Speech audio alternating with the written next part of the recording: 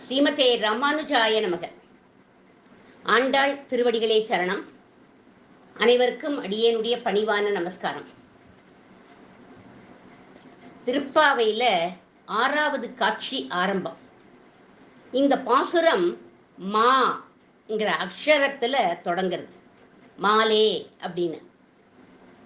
அப்படி தொடங்கினா அது ரொம்ப விசேஷம் அப்படின்னு சொல்வார்கள். மாங்கிற சப்தம் யாரை குறிக்கிறது அப்படின்னா மகாலட்சுமி தாயாரை குறிக்கிறது. லக்ஷ்மி பிராட்டிக்கு கேழ்வனானபடினால அந்த எம்பெருமான மாதவன் அப்படின்னு தான் அதனால அழைக்கிறோம். மான மகாலட்சுமி, அவனுக்கு அவளுக்கு கேழ்வன், அதனால பகவான மாதவன் அப்படின்னு அழைக்கிறோம். ராமாயணத்தில் முதல் ஸ்லோகமே மா அப்படிங்கிற சப்தத்தில் தான் ஆரம்பிக்கிறார் வால்மீகி பகவான். எப்படி ஆரம்பிக்கிறார் பாருங்க. மா நிஷாத பிரதிஷ்டாம் து மகமத் சாஸ்வதி சமாஹா. மா நிஷாத அப்படின்னு தான் ஆரம்பிக்கிறார். பூமி பிராட்டியினுடைய காதுலேந்து தோன்றியவர் தான் யாருன்னா வால்மீகி. அவர் தான் ராமாயணம் எழுதினார். அத வால்மீகி பூமி பிராட்டியோட காது பகுதியிலேருந்து தோன்றினார். வல்மீகம்னா புற்றுன்னு அர்த்தம். கோதாஸ்துதியில ஆண்டாளே பாடுறா அவரை பத்தி. வல்மீகதக்ஷ்ரவணதோ வசுதாத்மனஸ்தே ஜாதோ பபூவ சமுனிஹி கவி சார்வபௌம.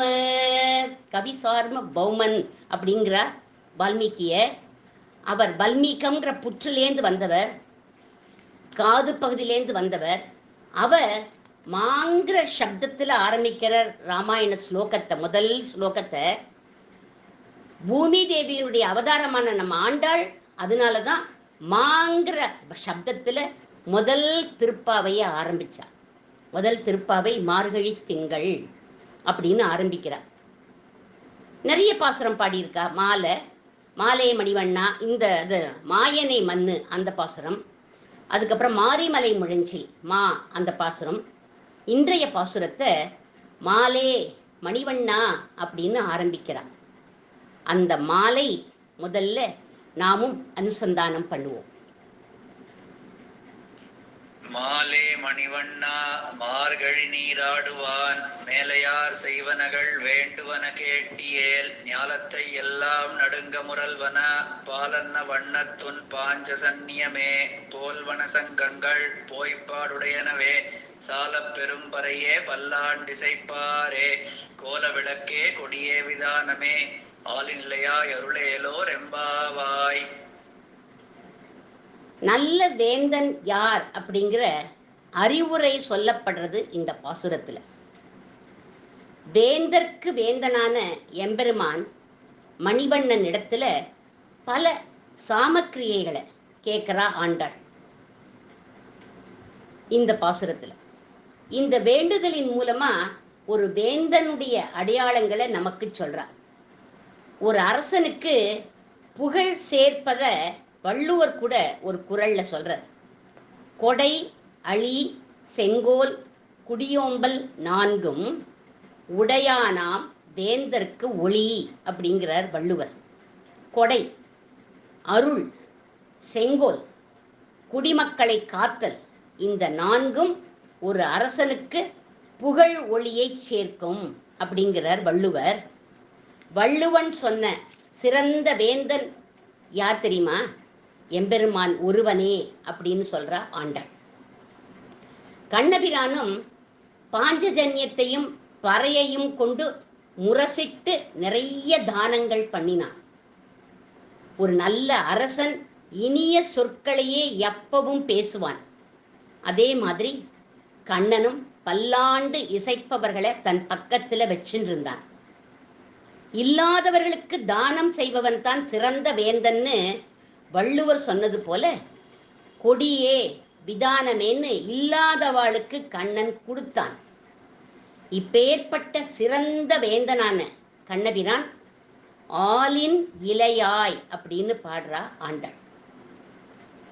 ஆலின் இலை அப்படின்னா ஆலமரத்தின் இலை மேல் ஒரு சிறிய பாலகனாக சயனிச்சின்றிருக்கும் வடபத்திரசாயி எம்பெருமான, ஸ்ரீவில்லிபுத்தூர்ல இருக்கிற வடபத்திரசாயி எம்பெருமான அழைக்கிறா ஆண்டாள்.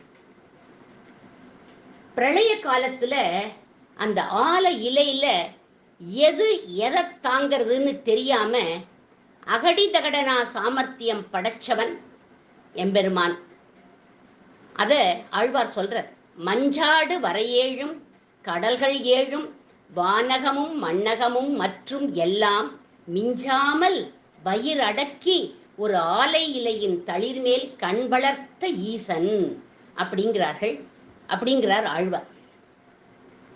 இந்த ஆலின் இலை அப்படின்னு இதை சொன்னோம். ஆலின் நிலையாய் அப்படின்னு கூட இதை பிரித்து பொருள் சொல்லலாம். முதல்ல ஆலின் இலைங்கிறத பார்த்தோம்.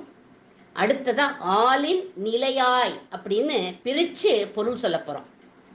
அப்படின்னா என்ன அர்த்தம்? ஆலமரத்தின் தன்மையை பெற்றவன். ஆலமரம் என்ன தன்மை எதற்கு அப்படின்னா நிழல் கொடுத்து எல்லாரையும் உபசரிக்கும். கண்ணபிரானும் ஆலபிருட்சம் போல பக்தர்களை உபசரிப்பான். ஏன்னா இவன் சிறந்த வேந்தன், இவன்தான் சர்வஸ்வாமி அப்படின்னு சொல்லப்படுறது. அம்மங்கி அம்மாள்ங்கிற பக்தர் சுவாமி ராமானுஜருடைய சிஷ்யர். இவர் சொல்ற ராமானுஜரோட திருவடி நிழல்ல ஒதுங்கிறது ஆலமரத்தின் நிழல்ல ஒதுங்கிறது மாதிரி அப்படிங்கிறார். பெருமாள் திருவடி நிழல்ல ஒதுங்கிறது பனைமர நிழல்ல ஒதுங்கிறது மாதிரி அப்படின்னு. ராமானுஜர் திருவடியை நம்ம பற்றினா போரும், ஆலமர நிழல்ல படுத்துண்டு நம்ம நிம்மதியா தூங்கலாம். அவர் பெருமாள் கிட்ட கொண்டு போய் நம்மளை சேர்ப்பார் அப்படின்னு யார் தெரியுமா சொல்றா? திருமாலிரும் சோலையில் இருக்கிற அந்த பெருமாளே சொல்றார். எப்ப சொல்றார், எப்படி சொல்றார் அப்படின்னு பார்க்கலாம். 12 வருஷ காலம் மேலக்கோட்டையிலேயே இருந்த ஸ்ரீ ராமானுஜன் கிருமிகண்ட சோழன் இறந்தான் அப்படின்னு தகவல் கிடைச்சதும் அப்பதான் திரும்பி வந்தார் ராமானுஜன்.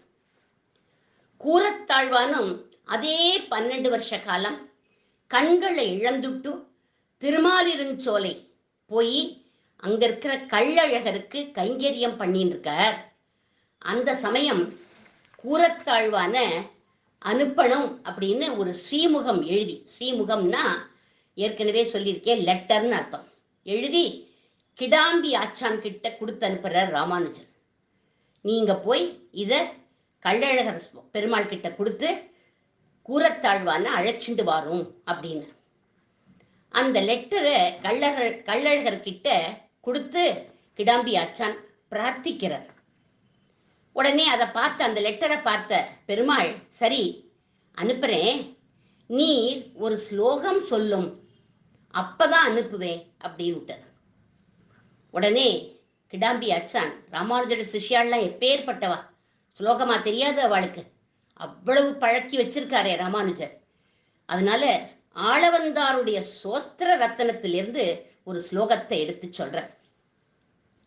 என்ன ஸ்லோகம்னா, அபராத சகசிர பாஜனம், பொறுக்க முடியாத ஆயிரக்கணக்கான அபராதங்கள் புரிந்தவன் நான், கணக்கற்ற குற்றங்களுக்கு இருப்பிடமானவன் நான். அடுத்த வரியில சொல்ற, பதிதம் பீம பவார்ண போதரே, சம்சார கடல்ல விழுந்துட்டேன், நீர்தான் என்னை கை தூக்கி விடணும். அதுக்கும் அடுத்த வரியில சொல்ற, அகதிம் சரணாகதம் ஹரேஹே, நான் கதி அற்றவன், ஒரு அகதி, அதனால பெருமாளே என்னை காப்பாத்து. கடைசியா சொல்ற, கிருபையா கேவலம் ஆத்ம சாத்குருகு, என்னை காப்பாத்துறதுக்கு என்னிடத்துல ஒரு நல்லதையும் நீ பார்க்க முடியாது, உன்னுடைய கருணையினால்தான் என்னை காப்பாற்ற முடியும் அப்படின்னு இந்த ஸ்லோகத்தை ஆளவந்தார் சோஸ்திர ரத்னத்துல சொல்லியிருக்கார். அதை எடுத்து சொன்னார் கிடாம்பி ஆச்சான். என்ன பாசுரம், என்ன ஸ்லோகம்னா, அபராத சகசிர பாஜனம், பதிதம் பீம பவார்ணவோதரே, அகதிம் சரணாகதம் ஹரேஹே, கிருபையா கேவலம் ஆத்மசாத்குருகு அப்படின்னு இந்த ஸ்லோகத்தை சொன்னார். தலையை ஆட்டின்டே கேட்டுண்டே வந்தான். இந்த அகதிம் சரணாகதம் ஹரேகேன்னு சொல்ற போது உடனே கோபம் வந்துடுத்து பெருமாளுக்கு. ராமானுஜருடைய சமையல்காரன் தளிகை பண்ணி போடுற பயல் அகதிங்கிறானே, நிறுத்துடா பயலே, நீ அகதியா, கிளம்பி போடா இங்கேருந்து, நான் கூரத்தாழ்வானை கொடுக்க முடியாது அப்படின்னு விட்டார். உடனே கிடாம்பி ஆச்சான் சொல்றார், எம்பெருமானே, அடியேன் ஏதாவது அபச்சாரம் பண்ணிட்டேனோ, ஏன் இப்படி சொல்றேன் அப்படின்னு கேட்டார். அதுக்கு பகவான் சொல்ற, என்னோட ராமானுஜனை அடைஞ்ச நீ எப்படிடா அகதின்னு சொல்லுவ, கதி இல்லைன்னு எப்படிடா நீ சொல்லுவ அப்படின்னு அதட்டுறார் பெருமாள். என் ராமானுஜன் எப்பேற்பட்டவன் தெரியுமா? 2 விபூதிகளுக்கும் தலைவன் அவன், எல்லாருக்கும் மோட்சத்தை கொடுக்கக்கூடியவன். அவன் அடைஞ்ச நீர் என்னமா அகதி அப்படின்னு சொல்லலாம் அப்படின்னார் பகவான். கிடாம்பி ஆச்சான் கண்கள்ல இருந்து அப்படியே ஆனந்த பாஷ்பம். தேவரீர் சோஸ்திரம்னு சொன்னதுனால நான் இந்த சோஸ்திரத்தை சொன்னேன், மற்றபடி அகதின்னு நான் நினைச்சுண்டு சொல்லலை அப்படின்னு அழற. உடனே பகவான், அப்படியா, சரி அப்படின்னார். இந்த ஸ்லோகத்திலிருந்து என்ன தெரியறது? ஆச்சாரியனை அடைஞ்சவா அகதிகள் இல்லை, கவலை இல்லை, கஷ்டம் இல்லை, ஒரு பாவமும் சேராது, ஒரு குறையும் இல்லை, அகதியும் இல்லை, அனாதையும் இல்லை அப்படின்னு தெரியறது பாருங்க. அதுக்கப்புறம் திருப்பி அனுப்பிட்டார். கூரத்தாழ்வானோட வந்து சேர்ந்துட்டா. ராமானுஜர் திருவடி நிழல் தான் ஆலமரத்தின் நிழல்னு யார் சொல்றா? கள்ளழகரே சொன்ன மாதிரி அமுதனாரும், திருவரங்கத்து அமுதனாரும் ராமானுஜர் நூற்றந்தாதியில ஒரு பாசுரத்தை சொல்றார். நயவேன் ஒரு தெய்வம் நானிலத்தே, சில மானிடத்தை புயலே என கவி போற்றி செய்யேன், பொன்னரங்கம் என்னில் மயலே பெருகும் ராமானுஜன் மண்ணு மாமலர்த்தாள் அயரேன் அருவினை என்னை எவ்வாறு இன்று அடர்ப்பதுவே அப்படிங்கிறார் இந்த பாசுரத்துல. இந்த சொல்ற எம்பெருமானார் ராமானுஜரை தவிர மற்றொருவரை நான் பரதேவதை அப்படின்னு சொல்ல மாட்டேன். நயவேன் ஒரு தெய்வம், இன்னொரு தெய்வத்தை போய் ராமானுஜரை தவிர இன்னொரு தெய்வத்தை நான் கொண்டாடவே மாட்டேன்னு விட்டார். எப்படின்னா எனக்கு ராமானுஜர் தான் தெய்வம். மதுரகவி ஆழ்வார் எப்படி இருந்தார்? தேவுமற்று அறியேன் குருகூர் நம்பி பாவி நின்னிசை பாடித் திரிவனேன்னர் மதுரகவி ஆழ்வார். மதுரகவி ஆழ்வாருக்கு பெருமாளே வேண்டாம், பெருமாளே எனக்கு இல்லை, எனக்கு யார் தெரியுமா? அடியானுடைய குருநாதர் நம்மாழ்வார் தான் எனக்கு எல்லாம், அவரேதான் தெய்வம். தேவுமற்று அறிய, மற்ற தெய்வத்தை நான் அறிய மாட்டேன்னு விட்டார் அவர். அந்த மாதிரி எனக்கும் ராமானுஜரை தவிர வேறு தெய்வமே கிடையாது. உன்னை ஒழிய ஒரு தெய்வம் மற்றறியா மண்ணு புகழ் சேர் வடுக நம்பி அப்படின்னு மணவாள மாமுனிகள் வடுக நம்பிகளை புகழ்ந்தாரே. மணவாள மாமுனிகள் இந்த மாதிரி புகழ்ந்தார் வடுக நம்பிகளை. ஏன்னா ஒன்னை தவிர ஒரு தெய்வம் எனக்கு தெரியாதுன்னு வடுக நம்பி சொன்னதை மணவாள மாமுனிகள் எடுக்கிறார். அவர் சொன்ன மாதிரி என் ராமானுஜர் தான் எல்லாம் அப்படின்னு நானும் இருப்பேன். மழையாட்டமா பணத்தை கொற்றான் கவி காளமேகம்னு நான் ஒரு மனுஷனை கூட பேச மாட்டேன் அப்படின்னு சொல்றார். அவர்களை நான் துதிக்க கூட மாட்டேன். அதுதான் சொல்றார், சில மானிடத்தை புயலே என கவி போற்றி செய்யேன். காளமேகம் அவள்லாம் வள்ளல் அப்படின்னு நான் பேசவே மாட்டேன். திருவரங்கம்னு சொன்னாலே மயல் பெருகி நிற்பார் எங்கள் ராமானுஜர். அதான் சொல்லியிருக்கார், பொன்னரங்கம் என்னில் மயலே பெருகும், மயல் பெருகி நிற்பார் எங்கள் ராமானுஜர். அவருடைய தாமரை போன்ற திருவடிகளை நான் மறக்கவே மாட்டேன். எந்த கர்மங்களும் என்னை தீண்டவே தீண்டாதுன்னு ராமானுஜருடைய திருவடி நிழல அமுதனாரும் இந்த பாசுரத்துல புகழ்ந்து பாடுறார். சிறந்த வேந்தன் எப்படி இருப்பான்?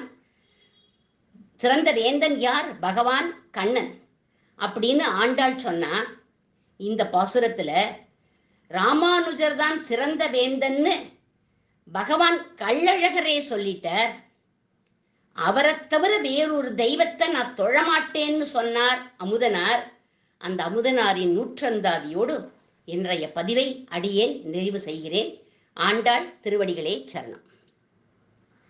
நயவேன் ஒரு தெய்வம் நானிலத்தே சில மானிடத்தை புயலே என கவி போற்றி செய்யேன் பொன்னரங்கமென்னில் மயலே பெருகுமி ராமானுசன் மன்னுமா மலர்த்தாள் அயரேன் அருவினை என்னை எவ்வாறு இன்று அடர்ப்பதுவே.